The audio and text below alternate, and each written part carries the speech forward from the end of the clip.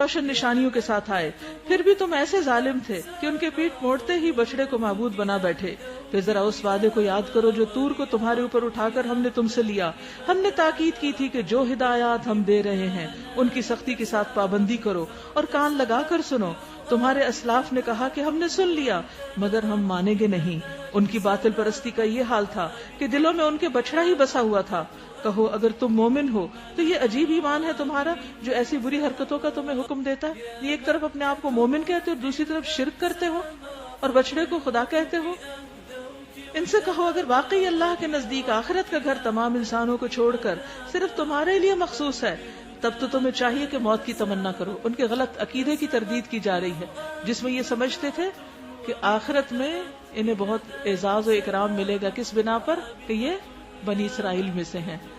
تو اللہ سبحانہ وتعالیٰ نے بتا دیا کہ نہیں، اس سے کوئی فرق نہیں پڑتا کہ کون کس کا بیٹا اور کس کی اولاد ہے اور کس کی نسل ہے اور کون کس ٹرائب اور کس قبیلے سے تعلق رکھتا ہے۔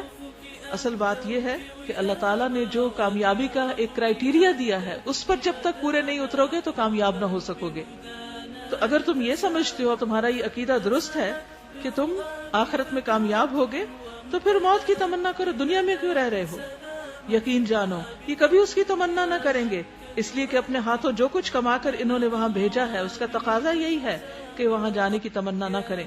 اللہ ان ظالموں کے حال سے خوب واقف ہے، تم انہیں سب سے بڑھ کر جینے کا حریص پاؤ گے، یہاں تک کہ اس معاملے میں یہ مشرکوں میں سے بھی آگے بڑھے ہوئے ہیں۔ یعنی مشرکین بھی زندگی کے اتنے حریص نہیں جتنے یہ اہل کتاب۔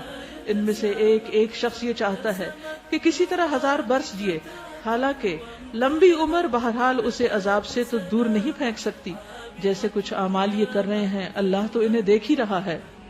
اس سے یہ پتہ چلتا ہے کہ کسی انسان کو کتنی بھی لمبی زندگی مل جائے وہ اس وقت تک فائدے کی نہیں جب تک وہ اللہ کی اطاعت میں نہ گزرے۔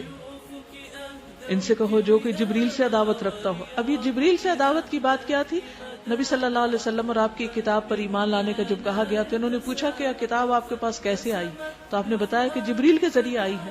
تو اس پر یہ بہت ناراض ہوئے، کہنے لگے کہ ہم تو جبرائیل سے عداوت رکھتے ہیں کہ وہ آپ کے پاس کیوں آ گئے ہیں، بنی اسماعیل میں کیوں آ گئے ہیں، بنی اسرائیل میں کیوں نہیں آ گئے؟ اب نہ عمل کرنے کی پھر یہ حجتیں اور بہانے ہیں۔ تو اس پر اللہ تعالیٰ فرماتے ہیں کہ اگر کوئی جبریل سے دشمنی رکھتا ہے تو اسے معلوم ہونا چاہیے کہ جبریل نے اللہ ہی کے اذن سے یہ قرآن تمہارے قلب پر نازل کیا ہے جو پہلے آئی ہوئی کتابوں کی تصدیق اور تائید کرتا ہے اور ایمان لانے والوں کے لیے ہدایت اور کامیابی کی خوشخبری بن کر آیا ہے۔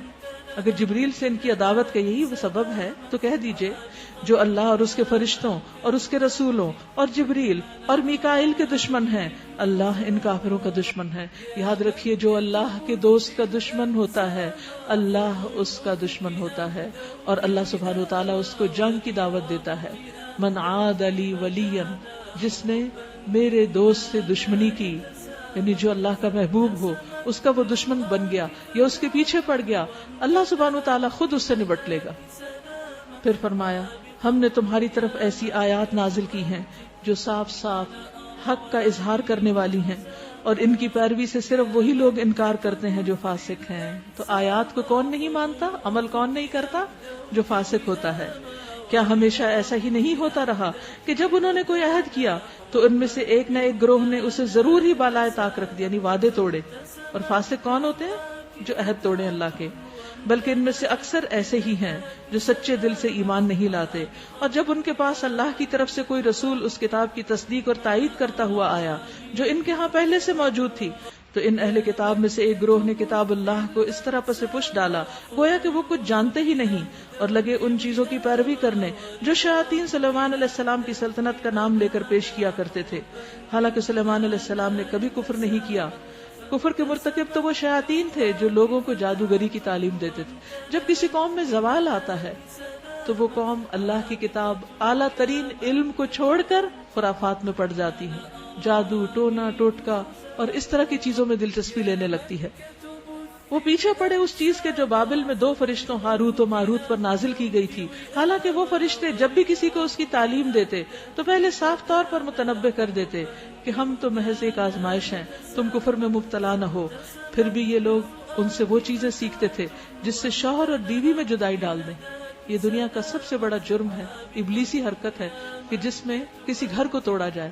یا کسی ہسبینڈ وائف کے درمیان کوئی رفق پیدا کر دی جائے، لڑائی جھگڑے پیدا کیے جائیں، ان کے تعلقات آپس میں خراب کیے جائیں. ظاہر تھا کہ اذن الہی کے بغیر وہ اس ذریعے سے کسی کو بھی ضرر نہیں پہنچا سکتے. یہاں یہ واضح طور پر بتا دیا گیا ہے کہ کوئی بھی شخص کسی کو جادو کے ذریعے نقصان نہیں دے سکتا، کوئی کسی کا تنکا یا بال بھی بیکا نہیں کر سکتا جب تک اللہ نہ چاہے.